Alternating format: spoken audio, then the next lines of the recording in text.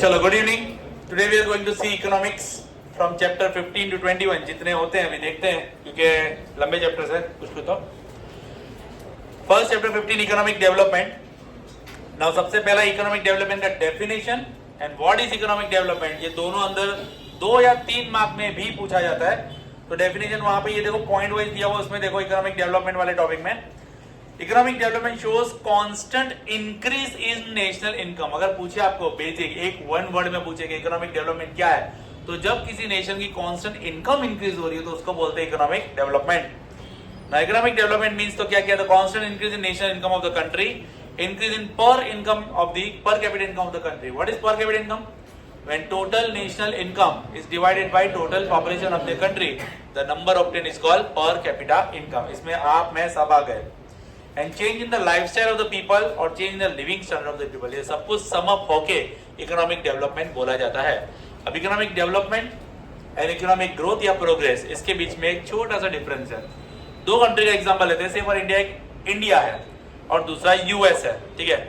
India कैसी country है? Developing. America कैसी कंट्री है?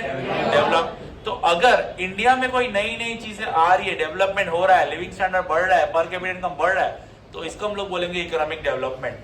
अभी तक वो एक लेवल उन्होंने छुआ नहीं है। जबकि अमेरिका में अगर सेम चीजें कंटिन्यूसली बढ़ती जा रही है, तो इसको क्या हम लोग बोलेंगे? इकोनॉमिक प्रोग्रेस या इकोनॉमिक ग्रोथ, ठीक है। तो ये एक बारीक सा डिफरेंस है इकोनॉमिक डेवलपमेंट और इकोनॉमिक प्रोग्रेस में या तो ग्रोथ में। तो नीचे तुम्हारा है, बट इसके पहले एक ऑब्जेक्टिव साइड ऑब्जेक्टिव ब्लू वाला देख लेना, लर्न कर लेना।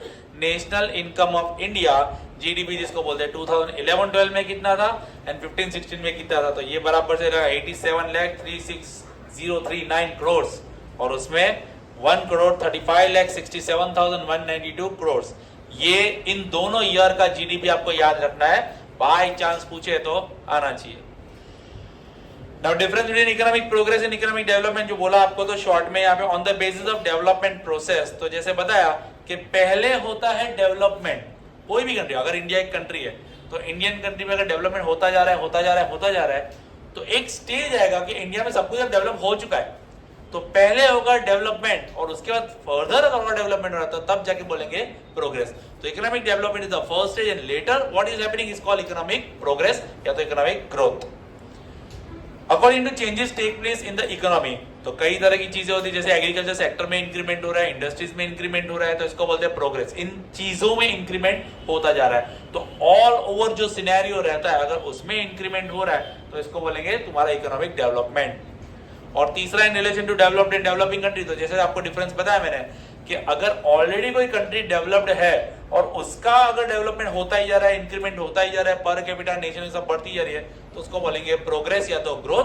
जबकि ऐसी कंट्री जो अभी डेवलपमेंट की स्टेज पे है तो इसको डेवलपमेंट ही बोलेंगे, इकोनॉमिक डेवलपमेंट ही बोलेंगे। तो 2 चीजें याद रखनी है आपको।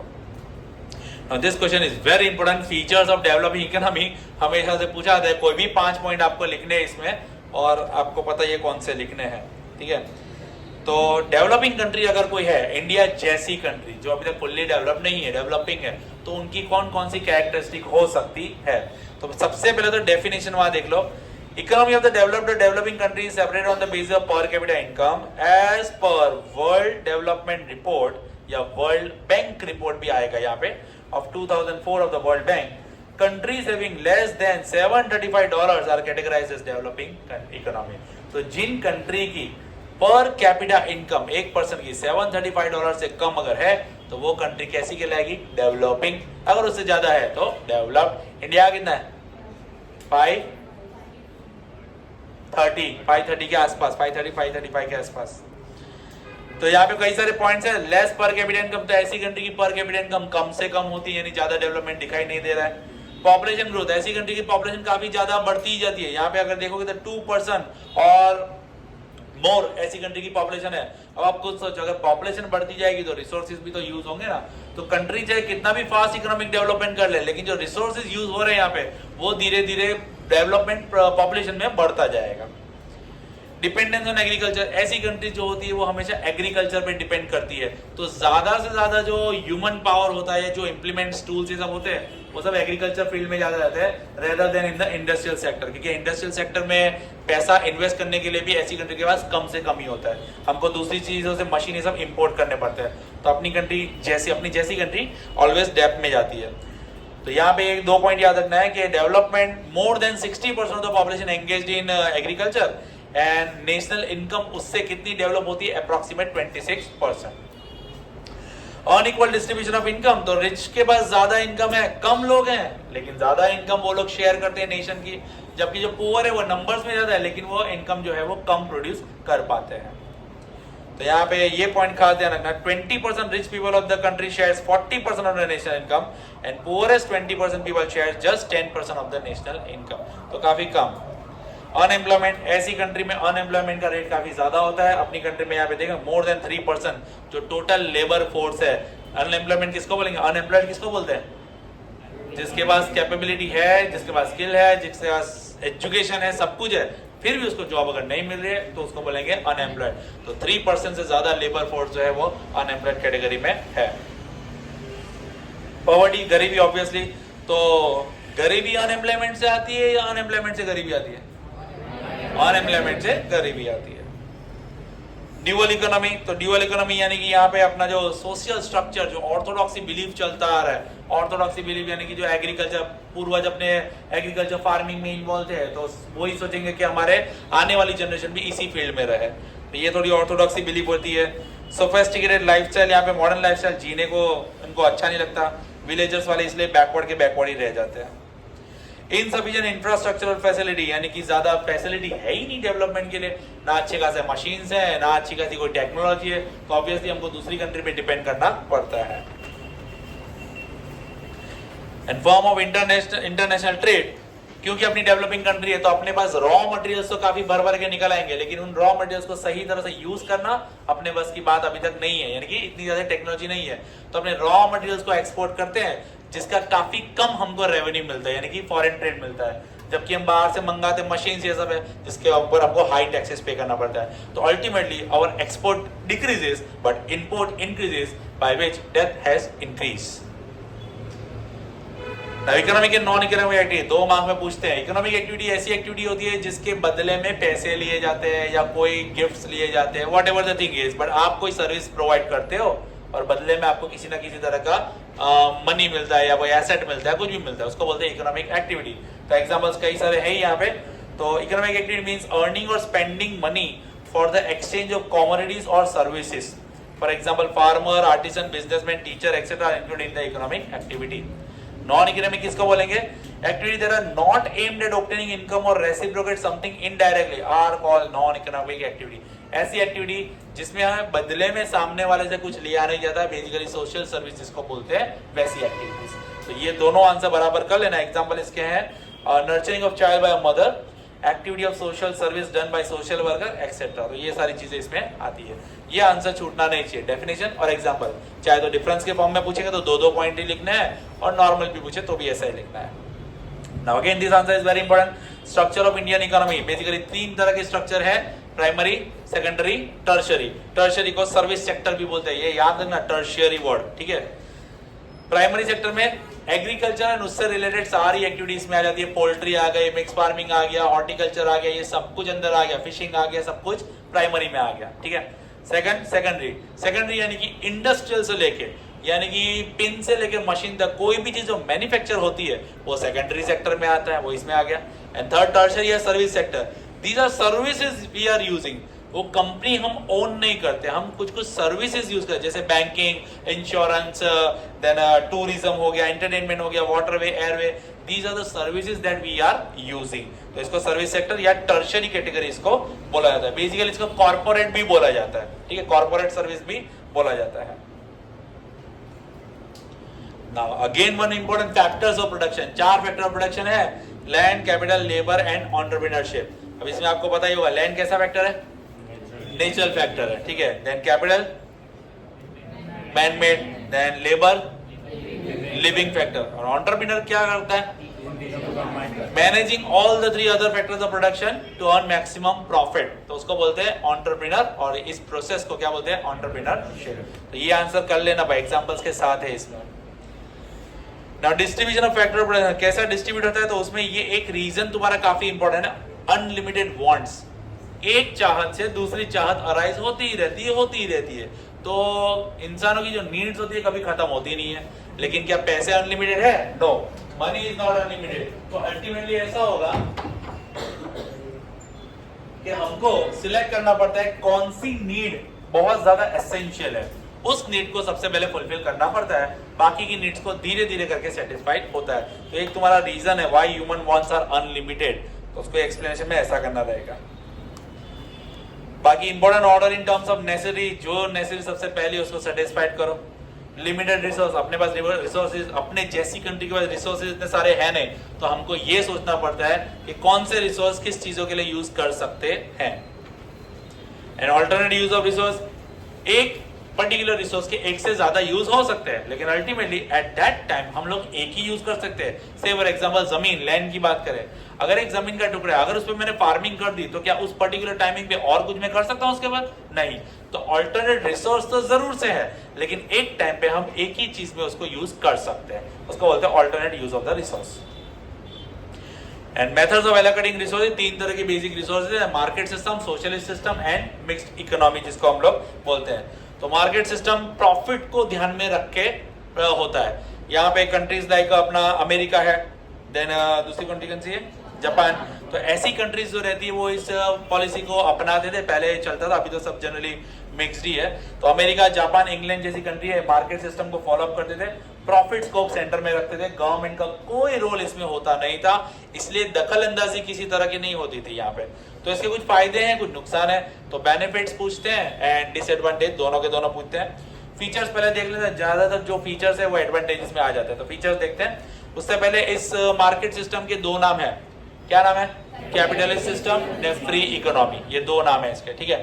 Now features of market mechanism system, तो सबसे पहले ownership of the resource of the production is either individual और प्राइवेट, कोई अकेला पर्सन हैंडल करता है पूरी की पूरी इंडस्ट्री, ठीक है, या प्राइवेट होता है।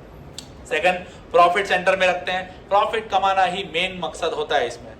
थर्ड, कस्टमर को ज्यादा अपॉर्चुनिटी मिलती है, चॉइसेस मिलती है, क्योंकि वो वास्ट वेराइटीज ऑफ प्रोडक्ट बनाता है, एंटरप्रेन्योर जो रहेगा, तो ज्यादा से ज्यादा चॉइसेस उसको मिलती है। Government interference is not there, government किसी तरह की कोई दखल अंदाजी नहीं देते हैं यहाँ पे। Distribution of resources based on profit, again कितने मार्जिन पे बेचना है वो डिसाइड करता है entrepreneur.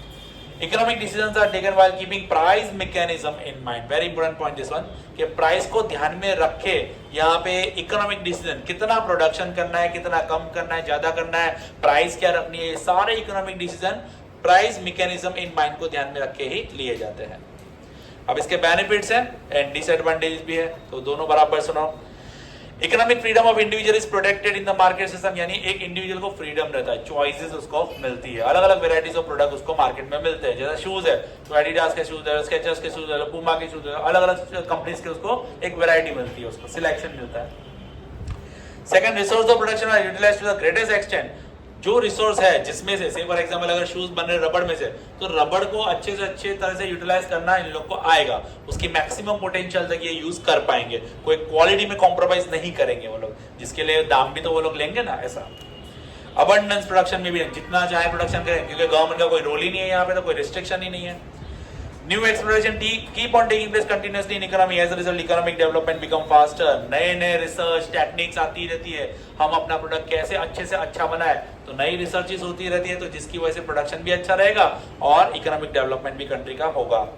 And quality of thing improve because of competition, अलग अलग कंपनी जब काम करेगी तो कंपटीशन बढ़ेगा, और कंपटीशन में सर्वाइव करने के लिए आपको अपनी क्वालिटी अच्छी करनी पड़ेगी, तभी जाके आप दूसरों से ज्यादा बेटर खेलाओगे।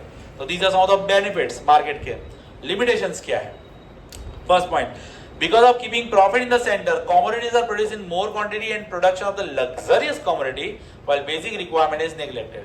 जो छोटी मोटी चीजें, जो बेसिक रिक्वायरमेंट जो एक एवरेज पर्सन के लिए चाहिए, वैसी चीजों का प्रोडक्शन काफी कम होता है, क्योंकि प्रॉफिट को ध्यान में रखा गया है। छोटी अगर प्रोडक्ट है, कम दाम की कीमत है, तो प्रॉफिट भी कम होगा। तो एंटरप्रेन्योर जनरली यही चाहेंगे कि मैं बड़ी बड़ी प्रोडक्ट्स बनाऊं जो महंगी हो और उसमें प्रॉफिट मार्जिन भी मुझे ज्यादा मिले, तो ये एक डिसएडवांटेज हो जाता है। Second, because of lack of policy related to the role of state, natural resources are wasted, government का कोई रोल ही नहीं है, जितना चाहे एक्सट्रैक्ट करते हैं, तो जितना एक्सट्रैक्ट करने बैठ जाएंगे तो रिसोर्स तो वेस्ट जाने ही वाले किसी ना किसी तरह से। Due to lack of knowledge and ignorance of the market consumer are exploited. कभी कभी कंज्यूमर को पता ही नहीं होता है कि मुझे कौन सी चीज खरीदनी है यहाँ पे, तो अल्टीमेटली कंज्यूमर के इग्नोरेंस या लैक ऑफ नॉलेज की वजह से वो भलती चीजें, महंगी चीजें खरीद लेता है जो उसको सस्ते में, अच्छी क्वालिटी में भी कहीं और से मिल सकती थी। Due to centralisation of the property and income there is a increase in the disparity of income. क्योंकि यहाँ पे एंटरप्रेन्योर जो रहते हैं वो अपने प्रॉफिट को ध्यान में रखते हैं, तो यहाँ पे यही होता है कि rich become richer and poor become poor. ऐसा ही होता है, जो अमीर है और उनका इनकम बढ़ता रहता है, लेकिन जो गरीब या मीडियोकर है उनकी इनकम में कोई ज्यादा होता नहीं, उनकी इनकम स्टैग्नेंट की स्टैग्नेंट ही रहती है। There is a fear of monopoly, economic instability and exploitation of the labor. Monopoly ये सबसे बड़ी बात है। अगर कंपटीशन ही नहीं है, कोई पर्टिकुलर प्रोडक्ट है जिसका एक ही कंपनी बनाती है, उसका कोई कंपटीशन ही नहीं है, तो डेफिनेटली वो कंपनी जो है चाहे तो कस्टमर्स को एक्सप्लॉइट कर सकती है in the name of service या in the name of price. बहुत सारी चीजें होती है, तो उसके नाम पे एक्सप्लॉइट कर सकती है। तो कंपटीशन की वजह से मोनोपोली जो है वो खत्म हो जाती है। अगर कंपटीशन ही नहीं होगा तो मोनोपोली बढ़ जाएगी। तो that was regarding market system. ना सोशलिस्ट सिस्टम, तो socialist system exactly opposite market के है। जो मार्केट के लूप होल्स थे उसको ओवरकम करने के लिए ही सोशलिस्ट सिस्टम जो है वो इंप्लीमेंट हुआ था। तो रशिया, चाइना जैसी कंट्री में सोशलिस्ट सिस्टम इंप्लीमेंट हुआ था। स्टेट मशीनरी यानी कि यहाँ पे गवर्नमेंट का सबसे ज्यादा रोल होता है। कितना प्रोडक्शन करना है, कितनी क्वांटिटी में करना है, प्राइस डिसाइड करना है, ये सारी चीजें किसको ध्यान में रखी जाती है? गवर्नमेंट डिसाइड करती है। सेकेंडली, यहाँ पे कस्टमर्स को ध्यान में रखा जाता है, उनकी नीड क्या है, यानी बेसिक नेसेसिटी की जो चीजें हैं उसको ध्यान में रखा जाएगा। लग्जरियस चीजें यहाँ पे बनाने का मेन एम नहीं है, यहाँ पे कस्टमर के वेलफेयर को देखा जाता है, ऐसा है। तो बेसिकली फीचर्स देख लो। तो resource are owned by the state, all the economic decisions are taken by the state. State यानी गवर्नमेंट समझना। रेदर देन प्रॉफिट, प्रॉफिट यहाँ पे मायने नहीं रखता, but social welfare at the centre of the economic activity. Labours are paid wages in return of the work, जो labour जितना काम करते हैं अकॉर्डिंगली उनको वेजेस यानी कि पे मिलता है। बेनिफिट्स क्या क्या है? तो because of the production according to requirement of the society, unimportant and luxurious items are not produce. Exactly opposite, उसमें लग्जरियस आइटम प्रोड्यूस करके प्रॉफिट ज्यादा लेते थे, यहाँ पे ऐसा कुछ भी नहीं होता है। और as the decision related to production are taken by the state, so wastage of the resource is not there. जितना चाहिए उतना ही क्वांटिटी में एक्सट्रैक्शन जमीन में से करेंगे, चाहे वो आयरन हो, कॉपर हो, कोई दूसरा मिनरल हो, कुछ भी हो, तो कम से कम क्वांटिटी में ही एक्सट्रैक्ट करेंगे जो जरूरत का है, तो वेस्टेज नहीं जाएगा। Third, disparity of income and profit is remove, क्योंकि यहाँ पे प्रॉफिट ध्यान में ही नहीं रखा जाता, तो यहाँ पे रिच और पुअर का कोई केस ही नहीं आएगा। जिसकी जैसी रिक्वायरमेंट वैसा वो अर्न कर पाएगा। Consumers are not exploited, consumer exploit तो नहीं होता, लेकिन कंज्यूमर रिस्ट्रिक्ट हो जाता है। जो गवर्नमेंट जैसे प्रोडक्ट बनाएगी वैसे ही खरीदने पड़ेंगे यहाँ पे, इस तरह से हो जाता है। जबकि मार्केट में उनको चॉइसेस मिलती है, तो ये थोड़ा बहुत है, ये लिमिटेशन में आएगा पॉइंट। लिमिटेशन में देखते हैं, as the resource of the production are owned by the state, people do not get encouragement and motivation to increase production. जितना चाहो प्रोडक्शन पहले कर सकते थे मार्केट में, बट इस सिस्टम में ऐसा नहीं है। प्रोडक्शन एक लिमिटेड हो जाता है यहाँ पे। Due to lack of competition, contest and research do not get momentum in the economy, क्योंकि सब कुछ गवर्नमेंट ही हैंडल कर रही है, तो कंपटीशन किस चीज का होगा? कोई भी नहीं। गवर्नमेंट जो बना रही है प्रोडक्ट वही लोगों को मिलने वाला है। There is a lack of individual freedom in this system, individual freedom ही नहीं है, कोई चॉइस ही नहीं है यहाँ पे कस्टमर के साथ, जो प्रोड्यूस करेंगे वही खरीदना पड़ेगा। Because of complete interference of state, there is a fear of bureaucracy. Bureaucracy का मतलब गवर्नमेंट की, बोलते हैं ना कि एक मोनोपोली, गवर्नमेंट की बोल सकते हैं, उनका ही रूल बोलेंगे, जो बोलेंगे करना पड़ेगा, तो इसको बोलते हैं bureaucracy. Social service, civil service, sorry. And mix economy, तो मिक्स इकोनॉमी में मार्केट एंड सोशलिस्ट के जो बेनिफिटेड वाले पॉइंट्स थे वो इंक्लूड किए गए, और जो दोनों में डिसएडवांटेज है उसको एलिमिनेट किया गया। तो इसका मतलब फिर भी ये नहीं कि मार्केट सिस्टम टोटली लूप बिना की है या इसमें कोई फ्लॉज ही नहीं है, ऐसा बिल्कुल नहीं है। इसमें भी कुछ फ्लॉज है, लेकिन काफी हद तक यहाँ पे रिलैक्सेशन है। इसीलिए इस पर्टिकुलर पॉलिसी को कंट्रोल इकोनॉमिक सिस्टम भी बोला जाता है। इंडिया, फ्रांस और इंग्लैंड जैसी कंट्री मिक्स्ड इकोनॉमी को फॉलो करती है, एंड मोर और लेस अब ज्यादातर कंट्रीज जो है मिक्स इकोनॉमी को ही फॉलो अप करती है। इसका लास्ट टॉप पैराग्राफ जो उसको देखो कि इसके भी कुछ डीमेरिट्स हैं। Demerits are also witnessed in mixed economy. For example, economic instability, यहाँ पे पैसों का अगेन डिस्पैरिटी तो रहता ही है। लैक ऑफ कोऑर्डिनेशन, क्योंकि यहाँ पब्लिक और प्राइवेट सेक्टर मिलके काम करते हैं, तो इसलिए यहाँ पे कोऑर्डिनेशन में तो ऑब्वियसली गुंजाइश है ही कि तकलीफ ही रहेगी। इनकंसिस्टेंट इकोनॉमिक पॉलिसीज बदलती रहती है। Low rate of growth of economic development, इतना ज्यादा इकोनॉमिक डेवलपमेंट जो दिखता है मार्केट में, जो दिखता है वैसा ये मिक्स्ड इकोनॉमी में इतना ज्यादा ग्रोथ दिखता नहीं है। तो तीन सिस्टम में कुछ ना कुछ लूप होल्स तो है ही। So that was your chapter number 15. Now 16. When India became independent in 47, तो यहाँ पे उसके बाद गवर्नमेंट ने अलग अलग पॉलिसी लेके आया, 3 पॉलिसी लेके आया 1991 में. इन पॉलिसीज को बोलते हैं इंडस्ट्रियल पॉलिसी. तो कौन कौन सी थी? Liberalisation, privatisation, globalisation. तीनों दिन के अपने अपने बेनिफिट्स है, अपने अपने डीमेरिट्स भी, उनके फीचर्स भी दिए हुए हैं. तो सबसे पहले लिबरलाइजेशन. तो क्योंकि पहले गवर्नमेंट काफी स्ट्रिक्ट थी, स्ट्रिक्ट तो नहीं बोल सकते, लेकिन इतना ज़्यादा डेवलपमेंट नहीं था, तो लोगों को ज्यादातर लिबर्टी मिलती नहीं थी अपना बिजनेस एस्टेब्लिश करने के लिए. तो लिबरलाइजेशन में क्या किया, पहले जो रिस्ट्रिक्शंस थे वो सारे रिस्ट्रिक्शन जो थे वो गवर्नमेंट ने हटा दिए. लाइसेंस लेना पड़ता था, ये करना पड़ता था, वो करना पड़ता था, वो सारी चीजें गवर्नमेंट ने निकाल दी, कुछ कुछ चीजों को छोड़ के. तो क्या क्या किया उन लोगों ने, तो देखते हैं. Government gradually reduced the restriction and control imposed on private sector and encourage economic development. This is called economic liberalization. तो जो restrictions थे उनको हटा दिए प्राइवेट सेक्टर के ऊपर से. कौन कौन से फीचर्स है इसके? There were reservation of 18 industry. पहले 18 industries का कंट्रोल गवर्नमेंट के हाथ में ही था, वही बनाते थे. For the industry other than them, compulsion to take government permission was eliminated. 18 industry है जिसके लिए परमिशन वगैरह लेना पड़ता था. उसके अलावा जो कुछ भी प्रोडक्शन के लिए होगा उसमें आप कोई भी तरह की परमिशन लेने की जरूरत नहीं है, आप अपने हिसाब से एस्टेब्लिश कर सकते हैं. Area other than railway, atomic and defence were open for private sector. बाकी सब, इन 3 को छोड़ के बाकी सब जो है प्राइवेट सेक्टर वाले ओपन, यानी कि बिजनेस स्टार्टअप कर सकते हैं उसमें. Tradition of compulsory registration for industry was cancel. पहले रजिस्ट्रेशन कराओ फिर इंडस्ट्री ओपन करो, बड़ा वैसा नहीं है. Provision to take government permission for setting up industry which do not cause pollution and are not hazardous for environment was cancelled. पहले तो छोटी से छोटी इंडस्ट्री भी एस्टेब्लिश करनी हो तो परमिशन लेनी पड़ती थी, लेकिन अब ऐसी इंडस्ट्री जिसमें किसी तरह का कोई पॉल्यूशन नहीं हो रहा है, कोई हैजार्डस यानी कि वो डेंजरस नहीं है, तो ऐसी आप लोग इंडस्ट्री एस्टेब्लिश कर सकते हो. तो एडवांटेज क्या हुआ इसका? Private sector got opportunity to make unconstrained, यानी कि एकदम unchecked development which led to increase in the production. बहुत सारा प्रोडक्शन चालू हो गया यहाँ पे, क्योंकि पहले एक रिस्ट्रिक्शन था, लेकिन अब जितना चाहो फुल पोटेंशियल से प्रोडक्शन कर सकते हैं. Second, global trade started getting impetus and there has been increase in the global trade. Obviously production ज्यादा होगा तो अपनी कंट्री में तो बेचेंगे ही, दूसरी कंट्री में भी बेचेंगे, तो एक्सपोर्ट बढ़ेगा. Third, because of the foreign trade there is increase in the reserve of foreign exchange. बाहर एक्सपोर्ट करेंगे तो अपने पास इनकम बढ़ेगी यहाँ पे. And fourth, internal infrastructure facility increase due to liberalisation. पैसा आएगा तो इंफ्रास्ट्रक्चर फैसिलिटी अपने आप बढ़ जाएगी यहाँ पे. तो अल्टीमेटली एक चीज से सारी चीजें लिंकअप हो जाती है. अब इसके डिसएडवांटेज क्या है? In spite of decrease in the restriction, monopoly could not be checked. कुछ कुछ कंपनीज जो है वो मोनोपोली यहाँ पे कंस्ट्रेंट करके रखती है, उसमें किसी तरह का कोई भी बोलते हैं ना लिबर्टी नहीं मिले उनको. As focus has been only paid on industrial sector, India has remained backward in development of agriculture. Industries के ऊपर ज्यादा ही फोकस किया, तो व्हाट अबाउट एग्रीकल्चर? 60% से ज्यादा लोग तो एग्रीकल्चर में थे, तो एग्रीकल्चर पीछे का पीछे ही रह गया.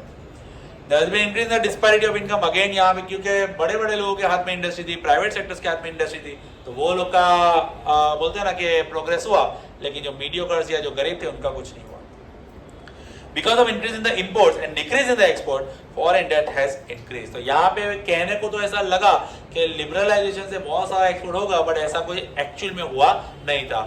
अभी भी इंपोर्ट ज्यादा ना एक्सपोर्ट कम ही हो रहा था, जिसकी वजह से उधार यानी कि डेट जो है वो बढ़ जाता है. Second, privatisation. इसमें 2 रोल होते हैं. गवर्नमेंट के पास पहले बहुत लोड था, तो इन लोग ने क्या किया, प्राइवेटाइजेशन करना शुरू कर दिया, यानी कि जो इंडस्ट्रीज को गवर्नमेंट हैंडओवर यानी कि हैंडल करती थी, अब उन लोग ने डिस्ट्रीब्यूट करना शुरू कर दिया. 2 तरह से. एक, या तो गवर्नमेंट खुद इंडस्ट्री को ओनरशिप रखेगी और मैनेजमेंट किसी प्राइवेट ओनर को दे देगी, और इसका वाइस वर्सा, या तो प्राइवेट ओनर को कंपनी सौंप देगी और मैनेजमेंट खुद करेगी. ये 2 चीजें इसमें होती है प्राइवेटाइजेशन में. ठीक है, मेथड्स इसको बोलते हैं. अब इसके एडवांटेज क्या है? तो there is a increase in the number of production unit in the industrial sector. Obviously जब प्राइवेट सेक्टर्स को इंक्लूड करेंगे तो वो लोग अपनी ब्रांचेस बढ़ाएंगे, तो नई नई इंडस्ट्रीज जो है वो सेटअप होना शुरू हो जाएगी. Second, production has been increase in the capital intensive and consumable community due to privatisation. जिसमें ज्यादा इन्वेस्टमेंट, वहां पे उस तरह की इंडस्ट्री ज्यादा एस्टेब्लिश होना चालू कर दिया. Working capacity of private sector is improve due to privatisation of the public sector enterprise. पहले गाली गवर्नमेंट ही हैंडओवर हैंडल करती थी, लेकिन अब क्योंकि प्राइवेट सेक्टर इन्वॉल्व हो गई है, तो वर्किंग कैपेसिटी, जो वर्कर्स है वो भी अच्छी पोटेंशियल से काम करते हैं, क्योंकि उनको सैलरी भी अच्छी मिलती हो गई है, गवर्नमेंट में थोड़ी कम मिलती होगी. अब इसके डिसएडवांटेज क्या है? तो economic power is centralised. So economic power is centralized as the result of privatization because of which evil of monopoly has increased. तो obviously अब वापस प्राइवेट सेक्टर आ गया है तो मोनोपोली बढ़ने वाली है. अगर कोई ऐसी कंपनी है जो सिंगल कंपनी है जिसका कोई कंपटीशन ही नहीं है तो मोनोपोली अपने आप बढ़ जाएगी. कंपटीशन ही नहीं होगा तो it can exploit other consumers. Cottage industry have not developed properly due to privatization. Again छोटी मोटी इंडस्ट्री का कुछ ज्यादा बेनिफिट हुआ नहीं इसमें. Only large industry have been benefited. Prices have not remained under control due to privatization and this has led to the problem of price rise. Prices के ऊपर कोई भी यहाँ पे restriction रहा नहीं. जैसे चाहे जो प्राइवेट सेक्टर अपने हिसाब से प्राइसेस रख रहे थे और अल्टीमेटली चीजों के दाम जो है वो बढ़ते गए. And third one globalisation. तो डेफिनेशन काफी पूछते हैं इसकी. Globalisation is the process of connecting one countries economy with the world's economy and as a result of which flows of goods, service, technology and labor is easily available in the world. क्योंकि अब easily एक country से दूसरी country में travel हो सकता है, economy connect हो रही है तो सारी चीजों से लेके टेक्नोलॉजी तक सब एक से दूसरी कंट्री में बढ़ती है. तो इसके इंप्रूवमेंट्स क्या क्या हुए थे. तो obstacle in the trade between two nation has been removed. Such a condition has been created that capital exchange can easily take place between two nations. Capital exchange यानी कि हो गया तुम्हारा या तो फिर कोई मशीन्स वगैरह एक्सपोर्ट करना या तो फिर पैसों का एक्सपोर्ट इंपोर्ट करना. Obstacle in the way of exchanging technology has been removed. Technology exchange होती हो गई. Free exchange of labour. एक कंट्री से दूसरी कंट्री से लेबर एक्सचेंज यानी कि ट्रैवल करते हैं, वहां काम धंधा करने जाते हैं. अब इसके इफेक्ट्स क्या होते हैं, advantage and disadvantage, very important this one. Foreign direct investment यानी FDI is encourage due to globalisation. बाहर की कंट्री की कोई कंपनी अपने यहाँ पे आके इन्वेस्टमेंट करती है तो अल्टीमेटली यहाँ आके एक एम्प्लॉयमेंट जनरेट करती है जिसकी वजह से यहाँ के लोगों को एम्प्लॉयमेंट मिलेगा, पॉवर्टी कम होगी और यहाँ पे उनका रेवेन्यू भी बढ़ेगा. Goods produce in the developed country can easily be obtained due to globalisation. बाहर के फॉरेन कंट्रीज के जो प्रोडक्ट्स है अब इंडिया जैसी कंट्री में भी आने लग गए हैं. Developing country like India can विस्टर्न competition at international level due to globalisation. अपनी इंडिया जैसी कंट्री दुनिया भर की कंपनीज के साथ, दुनिया भर की कंट्रीज की कंपनीज के साथ कॉम्पिट कर सकती है. डिसएडवांटेज क्या है, expected success has not been attained. इतना ज्यादा सोचा था वैसा हुआ नहीं, जितना सक्सेस सोचा था हो जाएगा बट ऐसा हुआ नहीं. Developing country have not attend proper benefit of increase in export. अपने ऐसी डेवलपिंग कंट्री एक्सपोर्ट कुछ ज्यादा खास कर नहीं पाई क्योंकि डेवलपिंग कंट्री का सबसे पहली चीज तो क्या है, पॉपुलेशन ही ज्यादा होता है तो सारे रिसोर्स तो वहां पे खर्च हो जाते हैं. Large scale industry require more profit while the small scale have not. तो ये तीन तरह के थे. WTO वर्ल्ड ट्रेड ऑर्गेनाइजेशन, इसका पूछते हैं आपको कब एस्टैब्लिश हुआ, तो 1 जनवरी 1995. कहाँ पे उसके हेडक्वार्टर, तो जेनेवा इन स्विट्जरलैंड. इसके ऑब्जेक्टिव एंड फंक्शन दोनों पूछते हैं, 3 या 2 मार्क में पूछे जा सकते हैं. तो let's see objective. To remove obstacle influencing global trading. जो भी ग्लोबल ट्रेडिंग से रिलेटेड ऑब्स्टेकल्स आते हैं, कोई बीच में अड़चन आती है, उसको हिंड्रेंस आते है, उसको रिमूव करने का काम WTO करता है. To remove protection policy given to industry of the country for foreign trade. किसी भी तरह का कोई भी फॉरेन ट्रेड से रिलेटेड इंडस्ट्रियली पॉलिसी हो उसको भी इंप्रूव करना है, प्रोटेक्ट करते हैं. To coordinate with the global trade policy and economic policy. एक कंट्री की दूसरी कंट्री की दोनों की पॉलिसी चेकआउट करते हैं, क्या है तुम्हारे टर्म्स एंड कंडीशन, क्या है यहाँ के, और अकॉर्डिंगली फिर नए टर्म्स एंड कंडीशन सजेस्ट करते हैं. To solve the trade related dispute arising in the world. दो कंट्री के बीच में किसी तरह का अगर डिस्प्यूट है तो उसको भी सॉर्ट आउट करते हैं. ये इसके ऑब्जेक्टिव्स हैं. इसके फंक्शंस क्या है, करते क्या है ये लोग. To set up and require structure for the implementation of agreement related to multinational trade and agreement related to it. एक एग्रीमेंट, एक प्रपोजल्स तैयार करते हैं कि दो कंट्री के बीच में अगर ट्रेड हो रहा है तो फेयर ट्रांसपेरेंट होना चाहिए, तो इस तरह के एग्रीमेंट बनाते हैं. Second, WTO plays a vital role for debate and negotiations for multinational trade. बीच में बोलने का काम इनका होता है, यानी इस ऑर्गेनाइजेशन का होता है. किसी भी तरह का कोई लूप होल है तो वो रेस करेंगे वॉइस, किसी भी तरह का कोई सजेशन है तो ये बताएंगे किसी भी कंट्री को. WTO encourage unbiased international. सबसे इंपॉर्टेंट इम्पार्शियल जिसको बोलते हैं कि पार्शियलिटी किसी तरह की नहीं होती, यहाँ पे ट्रांसपेरेंट सिस्टम रहता है. And different nation follow their own policy. It observes them and suggests require improvement. अलग अलग कंट्री की अलग अलग पॉलिसी रहती है तो वो पॉलिसी को चेकआउट करना, सजेस्ट करना, उसमें कुछ करना और सुधारा तो वो भी करती है WTO. Impact on Indian economy. इसमें ऑब्जेक्टिव जनरली है कि पहले वर्ल्ड ट्रेड में इंडिया का एक्सपोर्ट जो था वो 0.5% था, अब कितना हो गया 1%. ये कुछ है. पहले WTO की वजह से इंडिया जो है वो रेडीमेड क्लोथ बाहर एक्सपोर्ट करती है, एग्रो प्रोडक्ट्स एक्सपोर्ट करती है और फॉरेन इन्वेस्टमेंट बाहर की कंट्री से लोग यहाँ पे काफी ज्यादा इन्वेस्ट करते हो गए हैं. And sustainable development very important. Short and sweet में कि sustainable development is a development in which a country uses the resources for that period, it conserves the resources for the future generation, and using the resources in such a way that environment degradation is not done या environment pollution is not done. इसको बोलते हैं sustainable development. तो ये short में ये है इसका स्ट्रेटेजीज. कुछ इसके 5 पॉइंट इको फ्रेंडली होना चाहिए, then irrigation system, transport, electricity, ये सारी चीज कम से कम इलेक्ट्रिसिटी में जितना मिनिमम रिसोर्सेज है जुडिशियसली यूज करना है हमारे लिए और आने वाली जनरेशन के लिए. तो वो 5 पॉइंट्स है भाई. नॉन कन्वेंशनल सोर्सेज यूज करो, सोलर विंड जैसे सोर्सेज, ताकि एनर्जी बचाई जा सके, फ्यूचर के लिए बचे, ये सब है. And steps taken to control protect environment. और कॉन्फ्रेंस याद रखने का 1972 स्टॉकहोम इन स्वीडन, ये पूरा. और कुछ पॉइंट्स है. वर्ल्ड एनवायरमेंट डे घोषित किया, पॉल्यूशन कंडीशन देखना है, then air pollution control act 1981, ozone level check करना है, एग्रीमेंट इंटरनेशनल, सीएफसी के लेवल को जो कम करने का था साइंस में देखा था, वो सब पॉइंट इसमें डिस्कस होते ही रहते हैं. So that was chapter number 16. Now chapter number 17. इसमें कौन कौन से आंसर इंपॉर्टेंट है ना भाई, वो सुन लो. पूरा आंसर जो है वो रिपीट नहीं करने वाला हूं यहाँ पे. पहला 3 मार्क या 4 मार्क में, क्योंकि इसमें तो 2-4 मार्क के आंसर आते हैं, तो 3 मार्क या 4 मार्क में defined poverty and poverty line, sorry people living below poverty line, BPL. छोटा सा आंसर लेकिन इंपॉर्टेंट आंसर. ये तुम्हारा 3 या 4 मार्क में पूछा जाता है. इसमें यहां तक ही लिखना है भाई. डेथ रेट वाला है ना, माल न्यूट्रिशन, वहां तक ही लिखना है. उसके नीचे क्या है, गवर्नमेंट क्या कर रही है उन लोगों के लिए, वो वाला है, तो वो अलग से पूछ सकते हैं. Fair price shop, ration card, Antyodaya 35 kilo वाला, वो सब इसमें आता है. Now measurement of poverty. तो सबसे पहले पॉवर्टी में पुअर, 2 तरह के पुअर होते हैं. कौन कौन से? Absolute and relative. एब्सोल्यूट यानी तद्दन गरीब बेचारा, अंत्योदय टाइप्स का, और दूसरा रिलेटिव यानी किसी और के कंपेयर में जो गरीब होता है उसको बोलते हैं रिलेटिव. दोनों की डेफिनेशन बहुत ज्यादा इंपॉर्टेंट है, 2 मार्क में पूछा जाता है. ना पॉवर्टी इन इंडिया, 3 कंसेप्ट है इसमें.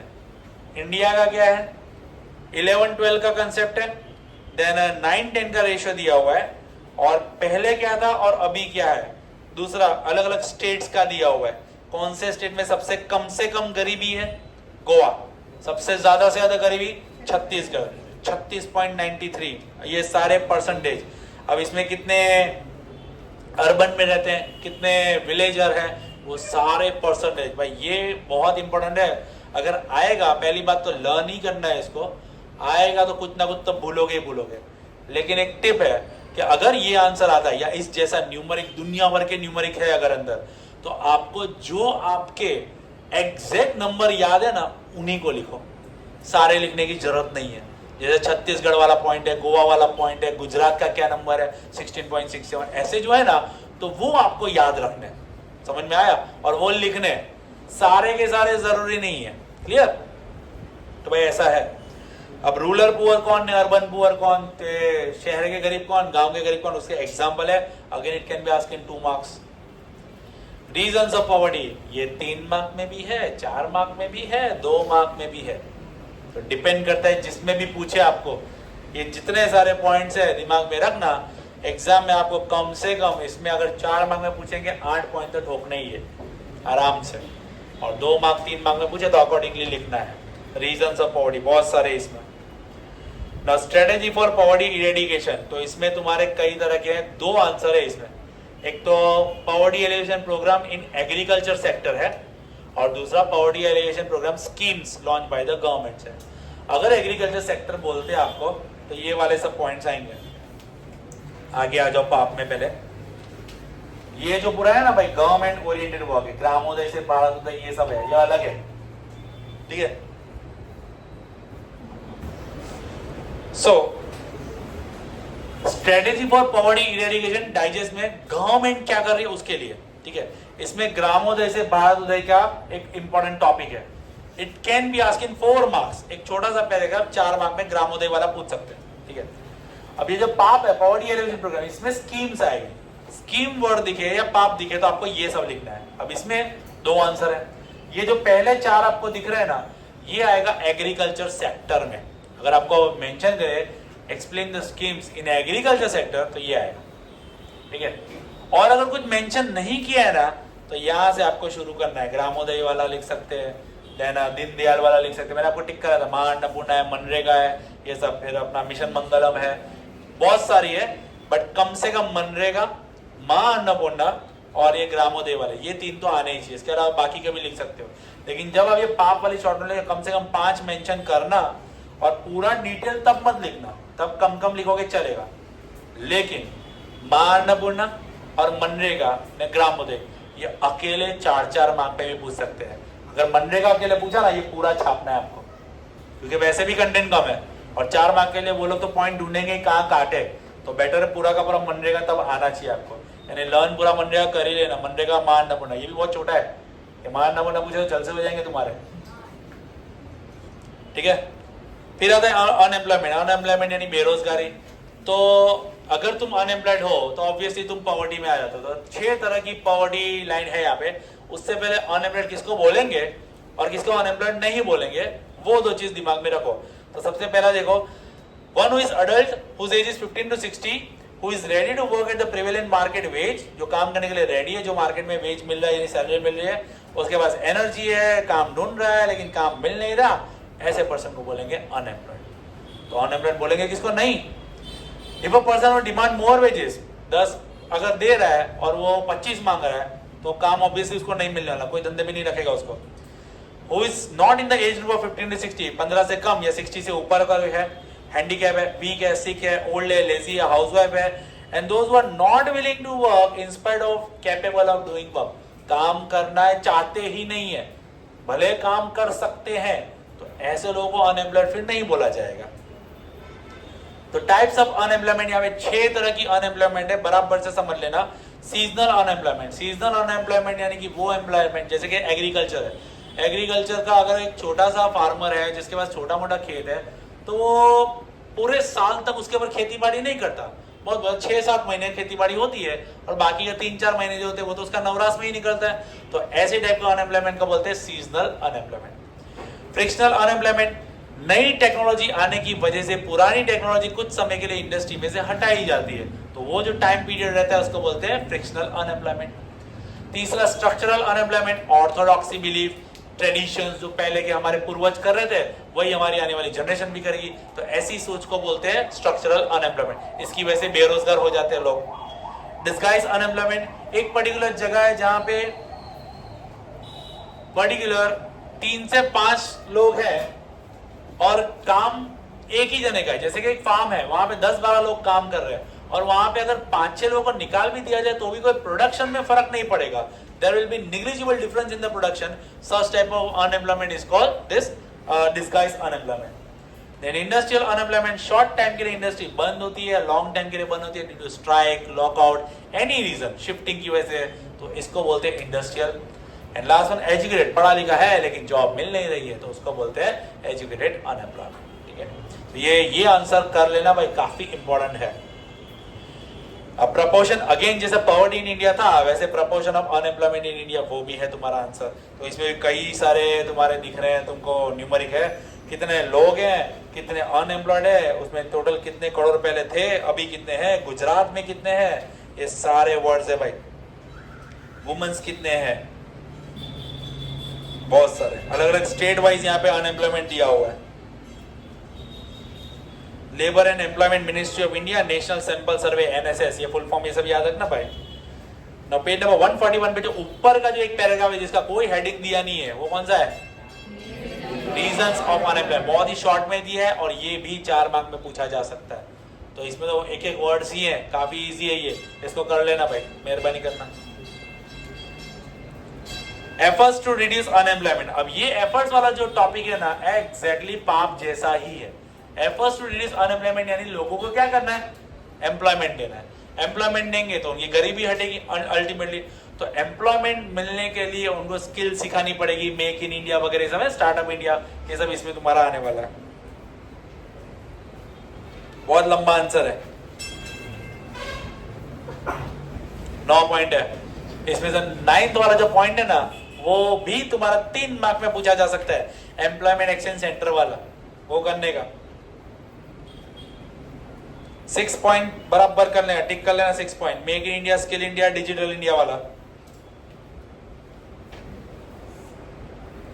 एंड तुम्हारा लास्ट इसमें वर्ल्ड लेबर मार्केट, ये एक टॉपिक भी कर लेना, 4 मार्क के लिए फेमस आंसर है इसमें से। World labour market, when change of the labour is there among the nation the world is called world labour market. अपने यहाँ से कोई बाहर की कंट्री में या बाहर की कंट्री से कोई अपने यहाँ काम करने आता है तो इसको बोलते हैं एक्सचेंज ऑफ लेबर्स। अब जनरली डेवलपिंग कंट्री से डेवलप्ड कंट्री में ही ऑब्वियसली कोई काम करने जाएगा, कोई डेवलपिंग कंट्री में आके अपना करियर बर्बाद करने वाला नहीं है। तो इसमें ब्रेन ड्रेन का कंसेप्ट है, अपने यहाँ का टैलेंट जो वेल क्वालिफाइड है अपनी ही कंट्री में काम ना मिलने की वजह से दूसरी कंट्री में वो माइग्रेट कर जाता है, टेम्पररी और परमानेंटली। तो इस चीज को बोलते हैं ब्रेन ड्रेन। तो बिजनेस के लिए जा सकता है, जॉब के लिए जा सकता है, या तो फिर वो कोई अपना पढ़ने के लिए जा सकता है, जॉब कंपनी टेम्पररी उसको भेजती है, तो कई सारे रीजंस हो सकते हैं यहाँ पर। तो भाई ये टॉपिक कर लेने का। तो बेसिकली 17 चैप्टर से जो शॉर्ट नोट आपको करनी है, पीछे से अगर देखें तो world labour market, then types of unemployment, पाप में मनरेगा, मानपुन्ना, Gramodaya, reasons of poverty in India, and सबसे पहला poverty and people living below poverty. ये 4 मार्क के लिए बहुत ही फेमस आंसर्स है। इसके अलावा भी भाई बहुत सारे हैं, लेकिन इनमें से डेफिनेटली दिखेंगे ही तुम लोग को बोर्ड में भी। चलो now 18 chapter, price rise and consumer awareness. अब यहाँ पे basically reason of price rise तुम्हारा पहला ही आंसर है, 4 मार्क में पूछते हैं, लेकिन 4 मार्क का 18 चैप्टर से अब हट गया है। तो अब ये पूरी शॉर्ट नोट नहीं आने वाली, आपको टुकड़े टुकड़े में पूछ सकते हैं, पॉइंट्स पूछ सकते हैं। रीजंस ऑफ प्राइस राइज में तुम्हारे यहाँ पे 8 पॉइंट है, इसमें से 8 पॉइंट में से जो खास कर पॉइंट करना है, नंबर 8 वाला डेफिनेशन से भरपूर है, नंबर 5 एंड 8 काफी ज्यादा इंपॉर्टेंट है। इसमें होर्डिंग, स्मगलिंग, प्रॉफिटियरिंग, इन सब की डेफिनेशन है, और फिर वाला ब्लैक मनी की डेफिनेशन ये है। इसमें से एक्सप्लेन द टर्म पूछते हैं 3 मार्क में, यार हो सकता है।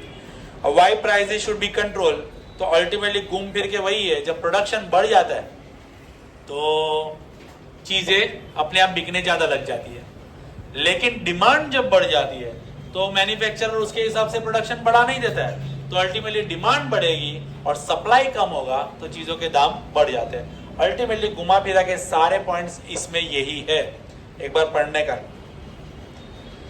Steps to control price rise, इसमें 5 तरह के स्टेप्स हैं, monetary measure, fiscal measure, control on capital investment, price regulation and rationing, जिसमें पब्लिक डिस्ट्रीब्यूशन सिस्टम वाला पॉइंट है, and lastly administer price mechanism. इसमें से 4th एंड 5th पॉइंट काफी ज्यादा इंपॉर्टेंट है। 5th पॉइंट अलग से 3 मार्क में बोर्ड में पूछा भी गया है बहुत बार, एडमिनिस्टर प्राइस मैकेनिज्म। इसमें कई सारे एक्ट्स वगैरह भी है, एसेंशियल लेजिस्लेटिव कमोडिटी एक्ट, पासा, ये सारी चीजें हैं। एंड कंज्यूमर अवेयरनेस, ग्राहक जागो वाला, इसमें इजीएस्ट आंसर्स हैं, अगर इसमें से पूछेगा तो अच्छा है। राल्फ नदार, याद हो तो अमेरिका में कंज्यूमर अवेयरनेस का मूवमेंट जिसने करवाया था। Reasons of consumer exploitation, 4 reason है, इस आंसर को डेफिनेटली करना है, 3 मार्क में पूछते ही है। उसके बाद अब ये जो टॉपिक है consumer awareness in consumer protection, इसमें कई सारे तुम्हारे नाम याद रखने हैं, जैसे 15 मार्च क्या है, वर्ल्ड कंज्यूमर राइट्स डे, फिर 24 नेशनल, और 18 फरवरी गुजरात का भी है इसमें, बराबर है। तो ये डेट्स आपको याद रखनी है, ये पूछते हैं। अभी लेजिस्लेशन कंसर्निंग ह्यूमन राइट्स है ना, ये कुछ रूल्स है जो याद नहीं रखोगे तो चलेगा, फर्स्ट पॉइंट, लेकिन सेकंड पॉइंट 3 या 4 मार्क में पूछते हैं। राइट्स ऑफ द कंज्यूमर, पूरा का पूरा 6 राइट्स हैं। उसके बाद 3rd number duties of the consumer, इन दोनों में से एक के चांसेस बहुत ज्यादा हाई है, पेज नंबर 152 153 पे। तो राइट्स एंड ड्यूटीज हैं, देखो अगर राइट्स पूछेंगे ना तो एक्सप्लेन एनी 3 राइट्स ऐसा या 4 राइट्स ऐसा करके पूछ सकते हैं आपको, यार है। तो ड्यूटीज में इसमें कई सारी ड्यूटीज है, कितनी है, कम से कम 13 है, तो 13 में से कोई भी 8 एक आपको ड्यूटीज लिखनी पड़ती है। ध्यान रखना जब भी ये लॉन्ग आंसर इकोनॉमिक्स के आप लिखते हो ना, ऐसे पॉइंट्स लिखो जिसमें वर्ड्स इंपॉर्टेंट आपको दिखे, और जो सामने वाले को दिखे। जब वो लोग सिनॉप्सी लेके बैठते हैं ना, तुमको क्या लगता है ये सारे आंसर वो लोग पढ़ते होंगे? कभी नहीं। वो लोग जो आंसर होता है ना उसमें से एक कीवर्ड्स का आंसर बनाते हैं, और वही कीवर्ड्स अगर है तुमको मार्क्स मिलता है। उन लोग का ऐसा सिस्टम होता है। यानी मेन जो टॉपिक है ना, मेन वर्ड्स, वो आपको जरूर से लिखने पड़ेंगे और उसको हाईलाइट भी करना है, यानी कि अंडरलाइन वगैरह करना है। अब यहाँ पे कंज्यूमर प्रोटेक्शन 3 टायर सिस्टम जो है, डिस्ट्रिक्ट फॉरम, देन उसमें स्टेट फॉरम एंड नेशनल। सभी का लेवल याद है, 20 लाख से अंदर हो तो डिस्ट्रिक्ट में, 20 और 1 करोड़ के बीच में हो तो नेशनल, और 1 से ऊपर हो तो national, sorry state and then national. और अगर उसके बाद भी कुछ डिस्प्यूट है तो सुप्रीम कोर्ट। अगर वहां पे भी कुछ नहीं हुआ तो तुमको पनिशमेंट मिलेगी, यानी कि तुम कल्प्रिट हो, यानी जो केस कर रहा है वो। एक नॉमिनल फी डिस्ट्रिक्ट में कितना है? 25,000 और 50% of the claim amount which ever is lesser. उसमें 35 या 50% विच एवर इज लेसर, और उसमें 50,000। कंज्यूमर सोसाइटी वाला कर लेना। बी वाला जो पॉइंट है, ग्राहक सुरक्षा इनसाइट कंज्यूमर, ग्राहक मंच, ये सब मैगजीन्स वगैरह है, ये नाम याद रखने का, पीरियोडिकल मैगजीन्स है। पीडीएस सिस्टम वहां आगे से करना है, पब्लिक डिस्पेंस सिस्टम वाला, ये वाला खाली एक छोटा सा दिया हुआ है। Now system certifying weight and measure and purity of goods, very important this topic. ये पूरा आपको डायग्राम के साथ याद रखना है। आपको डायग्राम करने नहीं बोलेंगे, आपको डायग्राम दिए होंगे। You need to recognise which particular weight and measurement symbol is there, और उसके हिसाब से आपको कंटेंट लिखना रहेगा इसमें। और ये बहुत इंपॉर्टेंट है भाई। ISI, then BIS and Agmark, then अपना ये लोगो ऑर्नामेंट्स पे जो लगता है वो, FPO, वुलमार्क, MPO, HACCP, ICO, ये सब है। ISO एंड कॉडेक्स एलिमेंट्रेरियस, ऐसा ही है ना? एलिमेंट्रेरियस, हाँ एलिमेंट्रेरियस, याद रखना, करेक्शन करवाया था, ठीक है। Who can file a complaint? How? Again, this can be asked in 4 marks, लेकिन 18 चैप्टर तो 4 मार्क का नहीं आता, तो इसको टुकड़े में बांटते हैं। How to file a complaint, ये वाला आंसर पूछ सकते हैं अलग से। और कौन फाइल कंप्लेंट कर सकता है, तो 5 तरह के हैं। खुद कर सकते हैं, परिवार वाले कर सकते हैं, कंज्यूमर सोसाइटी वाले की तरफ से कोई लॉयर अपॉइंट करते हैं वो कर सकते हैं, ये सारी चीजें इसमें। ह्यूमन डेवलपमेंट का एक आंसर इसमें ये आता है, एक्सप्लेन ह्यूमन डेवलपमेंट, आपको ये वाला लिखना है। और डाइजेस्ट से कर रहे हो तो सीधा आंसर दिया ही है। ह्यूमन डेवलपमेंट यानी सिर्फ यहाँ पे इकोनॉमिक गेन नहीं है, ह्यूमन डेवलपमेंट यानी ओवरऑल गेन है। इसमें लिविंग स्टैंडर्ड भी तुम्हारा आ गया और इकोनॉमिक दोनों के दोनों यहाँ पे आ जाते हैं हर तरह से। एजुकेशन हो गया इसमें, देन हेल्थ हो गया, यहाँ पे लिविंग स्टैंडर्ड हो गया, स्कूलिंग हो गया, सब कुछ आ गया इसमें। इसमें ये एक आंसर भी पूछा है, 3 फैक्टर्स ह्यूमन डेवलपमेंट, चैलेंजेस का, on what basis human development is measured, तो ये 3 में तुम्हारे पॉइंट्स लिखने रहेंगे अंदर। Life expectancy, education index and income index, II। SDI का full form human development index. कौन था भाई पहला जिसने Nobel prize winner, economist Amartya Sen. UNDP का फुल फॉर्म, सिंपल याद कर लेना, पूछते हैं, ठीक है। अब इसमें काफी सारे न्यूमेरिक्स हैं भाई। 83.6 year maximum, 20 years minimum, 68 average life expectancy, ये सारे फिगर्स, ऐसे बहुत सारे फिगर है। Mean year of schooling, average year of schooling, ये सब आपको याद करने पड़ेंगे। सबसे इंपॉर्टेंट इसमें ह्यूमन डेवलपमेंट रिपोर्ट में ये सब ऑब्जेक्टिव्स में है, शॉर्ट नोट नहीं पूछते, ऑब्जेक्टिव। नॉर्वे का कितना, स्विट्जरलैंड का कितना, ऑस्ट्रेलिया का कितना, उसका नंबर क्या, उसका SDI क्या, ये पूछते हैं। इंडिया का 0.609, नंबर 130, ये सब आपको पूछते हैं। एक ये वाला खास कर लेना नीचे, अलग अलग ईयर में इंडिया का अलग अलग HDI है, तो वो आप लर्न कर लेना। कॉर्नर क्वेश्चंस के तौर पे अगर ऑब्जेक्टिव बाहर ही निकालने में बैठे ये लोग बोर्ड वाले, तो इसमें से जरूर आ सकता है। अपने को इंडिया का HDI 2015 का पता है, but what about earlier years, ये अर्लियर ईयर्स का यहाँ पे दिया हुआ है, ठीक है, तो ये कर लेने का। अभी सामने वाले में ऊपर जो दिया है कि इंडिया से कौन कौन सी कंट्री आ गए, तो श्रीलंका, चाइना, मालदीव्स। इंडिया से पीछे कौन कौन है, तो भूटान, बांग्लादेश, नेपाल, पाकिस्तान, म्यांमार, अफगानिस्तान, ये सब है। उन सब के HDI भी वहाँ पे लिखे ही है, याद उनके नहीं करोगे फिर भी चलेगा, लेकिन एक बार देख ही लेना भाई। ऑब्जेक्टिव में कोई आ गया, देखो मैं इसमें कोर्स नहीं दे रहा हूँ, एसएस का बहुत लेंथी कोर्स है, और ऑब्जेक्टिव निकालने बैठे तो ऐसा समझ लो कि कहीं से भी वो लोग पूछ सकते हो, और एसएस में तो खास वो लोग करते ही ऐसा, तो थोड़ा सोचना पड़ेगा, और कुछ नहीं, टाइम मिले तो पढ़ लेने का इसको, क्योंकि इतना सारा याद रखना किसी एक नॉर्मल पर्सन की पहले से कुछ नहीं किया ना तो अब नहीं कर पाओगे, पहले ही पता है, पहले पढ़ा है तो ठीक है रिवाइज करोगे, लेकिन अब नया करने बैठोगे ना तो तकलीफ है।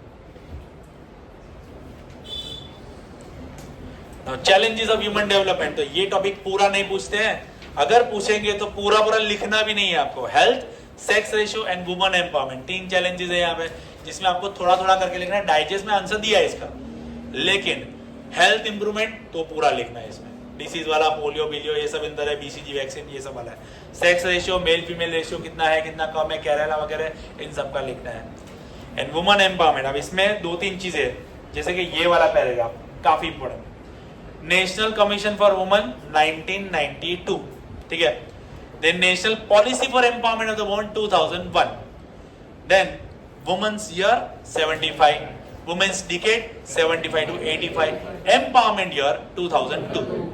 ये कुछ कुछ ईयर्स पूछते ही है इसमें का ऑब्जेक्टिव इस पैराग्राफ में से।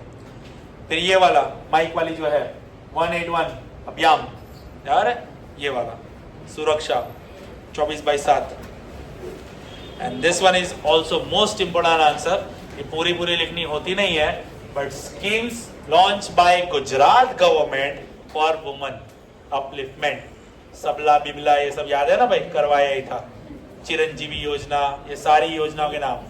एट लीस्ट 6 योजनाएं परफेक्ट डिस्क्रिप्शन के साथ याद रखनी, 6 कम से कम, सारा पूरा लिखने की जरूरत नहीं है एग्जाम में, कम से कम 6 आपको लिखनी रहेगी, याद रखना।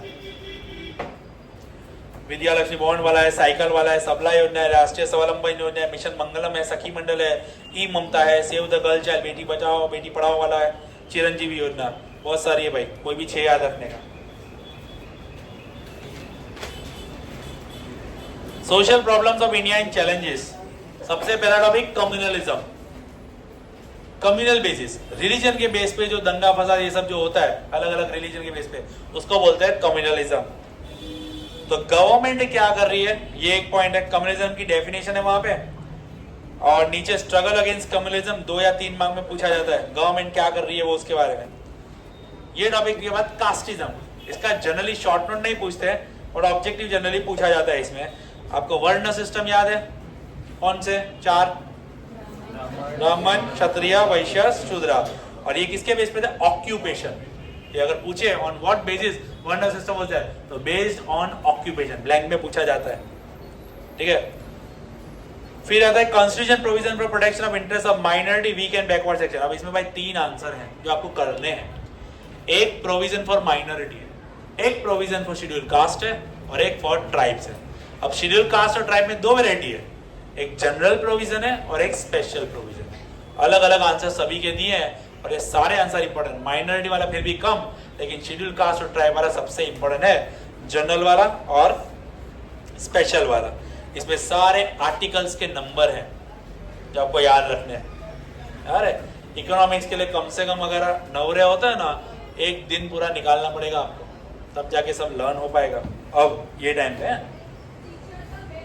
एंड टेररिज्म, इन 3 टॉपिक में से एक टॉपिक जरूर से आता है। सबसे पहला टेररिज्म ग्लोबल प्रॉब्लम, एक ओवरऑल आइडिया टेररिज्म क्या है उसके बारे में, it can be asked in 3 marks और 2 मार्क्स। और ये डिफरेंस रेबेलियन और टेररिज्म का, आई मीन हाँ, रेबेलियन का दूसरा नाम इंसर्जेंसी, तो ये याद रखने का, ये काफी इंपॉर्टेंट है जो आपको पूछा जा सकता है एग्जाम में। नेक्सलाइट मूवमेंट, नेक्सलिज्म, भाई ये बहुत ही कॉर्नर क्वेश्चन है लेकिन सबसे इंपॉर्टेंट है, इस चैप्टर का सबसे इंपॉर्टेंट समझ लो। नेक्सलाइट मूवमेंट, हाँ पीछे क्या बोल, नेक्सलिज्म, नेक्सलाइट मूवमेंट लिखा है ना वो वाला, सबसे इंपॉर्टेंट। सबसे पहले कहां शुरू हुआ था, इंडिया में वेस्ट बंगाल, कौन सी जगह का नाम, नक्सलबारी। किससे इंस्पायर हुए थे, चाइनीज, माओ से टंग, चाइनीज रेवोल्यूशन से। तो ये सब है पॉइंट्स इसमें। Now this organisation again match the following में इसमें से आ सकते हैं, पूरी नहीं बोलेंगे, write the organisation of this Nagaland या त्रिपुरा, ऐसा नहीं पूछेंगे, बट मैच द फॉलोइंग में फुल फॉर्म के सामने आपको ये रख सकते हैं. And lastly 3 answer, terrorism in Kashmir, economic impact and social impact of terrorism. ये 3 में से एक के चांसेस काफी ज्यादा हाई है, जिसमें इकोनॉमिक ने सोशल के सबसे ज्यादा चांसेस है टेररिज्म के. छोटे आंसर है, इजी है करने का. And number 21, again your that chapter which consist of 4 mark only answer. इसमें से ऑब्जेक्टिव वगैरह कुछ नहीं आता भाई, 4 मार्क के एक ही आंसर खाली आता है इसमें, एक ही आंसर. चाहो तो छोड़ भी सकते हो, लेकिन मैं ये चाहूंगा कि इसमें से कुछ आंसर आप प्रिपेयर कर लो जो कि इजी भी है. तो लेट्स सी. एक तो why it is necessary to have general knowledge about law, 7 point है, कर लेना. क्यों पता होना चाहिए? पता होगा तो कायदे कानून पता होंगे तो तुमको पनिशमेंट नहीं होगी, बच जाओगे ना किसी तरह से. फिर राइट्स ऑफ द सिटीजन, ये 2 मार्क में. देखो बोर्ड है ना, अपनी मनमानी करेगी. वहां तो तुम लोग को ऐसा बोल नहीं सकता कि 4 में नहीं पूछा, 2 मार्क के 2 क्यों पूछ लिए. ऐसा हो सकता है. अगर ऐसा हुआ तो ये 2 मार्क का एक जरूर से आ सकता है. 6 राइट्स 9th में देखा था, 6 राइट्स, ये पूछ सकते हैं. फिर जुवेनाइल राइट्स, जुवेनाइल यानी चिल्लर, छोटा. राइट्स ऑफ द चाइल्ड, ये भी पूछते हैं. Rights for protection against exploitation, क्या क्या किया जा सकता है कि उनको बचाया जाए, ये भी आंसर पूछते हैं. 2 मार्क्स में अगर 2 मार्क के पूछे तो ये रीजन ऑफ चाइल्ड लेबर, ये पूछा जा सकता है. 2 मार्क में अगर पूछे तो चाइल्ड लेबर की डिमांड क्या है. देखो ये जो भी टॉपिक है ना, एक बार पढ़ोगे ना तो भी आ जाएगा. एकदम सिंपल है टॉपिक ये, घर घरेलू ये सब. फिर elderly, protecting the elderly and helpless. तो एल्डरली का क्या है, वो पूरा 1 अक्टूबर वर्ल्ड एल्डरली डे मनाया जाता है, और उनके रिलेटेड कुछ कुछ पेंशन मिलता है, ओल्ड एज होम मिलता है, ये सब अलग अलग स्कीम्स है. लेकिन ये जनरली आंसर पूछा कम जाता है, कर लेना एक बार. लेकिन इसमें न्यूमेरिक बहुत है, न्यूमेरिक वैल्यू बहुत है. And now very important, anti social activity में 2 दिमाग में रखना ही रखना. सबसे पहले डेफिनेशन, सच एन इंडिविजुअल और ग्रुप एक्टिविटी और behaviour which is against the rule proposed by the law. Law के अगेंस्ट में अगर कोई कांड किया जा रहा है तो उसको बोलेंगे एंटी सोशल एक्टिविटी, असामाजिक एक्टिविटीज, क्रियाएं. अब इसमें 2 definitions, blue collar crime and white collar crime. दोनों अच्छे से कर ही लेना. ब्लू कॉलर किसको बोलते हैं? We often see some criminal और एंटी सोशल और restricted activity like society, murder, theft, kidnapping, robbery, cheating, rape, immoral trading of girls and womens, trickery और cyber crimes is called blue collar crime. ये याद रखना, example आपको पूछते हैं इसके. जबकि व्हाइट कॉलर किसको बोलते हैं? तो bribery, corruption, tax evasion, hoarding, adulteration, land encroachment, black marketing, ये सब. इसको छोड़ना मत. दोनों में से एक डेफिनेशन बोर्ड में पक्की है, आएगी ही आएगी. अगर ये दोनों पूछते हैं तो 2 मार्क का अगर 2 पूछे तो, और अगर 2 मार्क में ये 2 डेफिनेशन पूछे तो आ सकता है. करप्शन क्या है, गवर्नमेंट क्या कर रही है करप्शन को स्टॉप करने के लिए? ये आंसर पेज नंबर 182 पे नीचे है, स्टेप्स टू कर्ब करप्शन. ये करना है, पूछते हैं. Right to information act, definition है, ये पूछते हैं. हाउ टू ऑब्टेन इंफॉर्मेशन, अरे मतलब बोल रहा हूं मैं, बताता हूं ना ऑल दी वर्क, इसमें से परफेक्ट कौन सा करना है. How to obtain information, APIO PIO वाला है, याद कर लेने का एक बार. आरटीई, ये वाला आंसर 4 मार्क में पूछा जाता है. RTE, right to free and compulsory education वाला, दिस वन. इसमें कई सारे प्रोविजन है, 13-14 पॉइंट्स है. इसमें आपको 6-7 पॉइंट याद करने हैं. And most important of this chapter, national food security act. ये आप देखोगे ना, पढ़ोगे, मार नपूर्णा का डुप्लीकेट लगेगा. बराबर है, थोड़ा कंटेंट ज्यादा दिया है, बाकी है वही इसमें. क्लियर? ये आंसर करना है अच्छे से. और इसके अलावा तुम्हारे डिसेबिलिटी वाले में तो 4 नई टेक्स्ट बुक किसी में.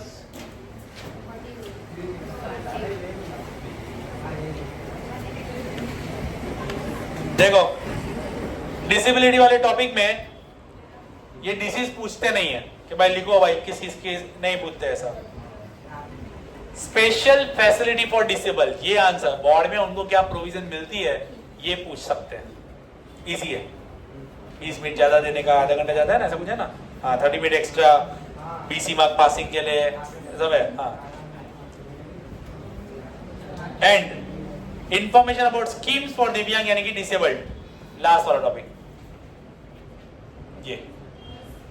हाँ, अब इसमें देख कौन से 5 आंसर आप कर ही लो।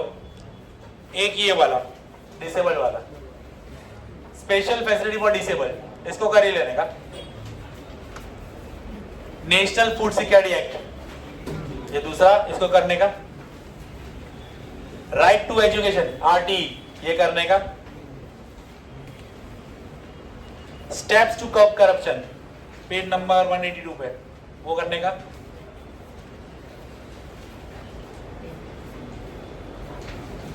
एंड पेज नंबर 178 पे rights of child, juvenile rights, ये 5 आंसर करने के minimum. Rights of child, juvenile rights, ये 5 आंसर तो करने ही करने आपको, और